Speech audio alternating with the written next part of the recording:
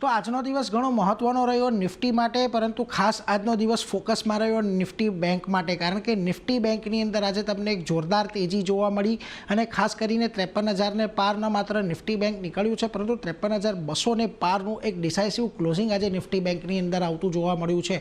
પરંતુ સામે પક્ષે નિફ્ટીની અંદર આજે તમને 24,500ને પારનો કારોબાર જોવા મળ્યો, પરંતુ ત્યાં પણ દિવસમાં ઘણા ઉતાર ચઢાવ આજે આવતા જોવા મળ્યા. ઘણી વખત ગઈકાલના લેવલથી નીચે એટલે કે લાલ નિશાનમાં પણ નિફ્ટી થોડી વખત માટે આપણને ટ્રેડ થતું જોવા મળ્યું, પરંતુ દિવસના અંતે જુઓ એકદમ ફ્લેટિશ નોટ પર આપણને નિફ્ટીની અંદર અને સેન્સેક્સની અંદર આપણને ક્લોઝિંગ આવતું જોવા મળ્યું છે. હવે નિફ્ટી બેંકમાં આટલી મોટી તેજીનું કારણ અહીંયાથી ખાસ કરીને એ જ બની રહ્યું છે. શુક્રવારે આરબીઆઈની ક્રેડિટ પોલિસી છે અને આ ક્રેડિટ પોલિસીમાં એક CRR નો કટ આપવામાં આવે, CRRના જે દર છે એ ઓછો કરવામાં આવે એવી એક વકી અત્યારે બજારની અંદર અપેક્ષા રાખી રહી છે અને આ જ કારણથી દરેક બેંકોમાં આજે સારી એવી તેજી જોવા મળી.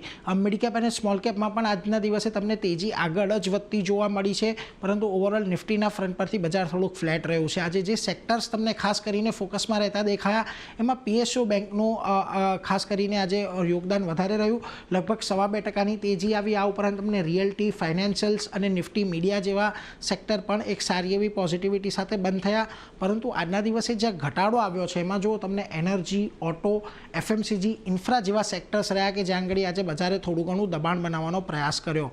નિફ્ટીના ફ્રન્ટ પરથી જ્યાં આજે તમને સારી એવી તેજી જોવા મળી એમાં જુઓ એક HDFC લાઈફનું તો કાઉન્ટર છે, પરંતુ HDFC બેંકનું જે ક્લોઝિંગ છે એ પણ ઘણું મહત્વનું છે, કારણ કે એક નવા શિખર પર ક્લોઝિંગ આવતું જોવા મળ્યું છે. આજે 1865ના નવા શિખર તો બનાવ્યા, પરંતુ 1860 પર એક સારું નવા શિખર પર એક ક્લોઝિંગ આવ્યું.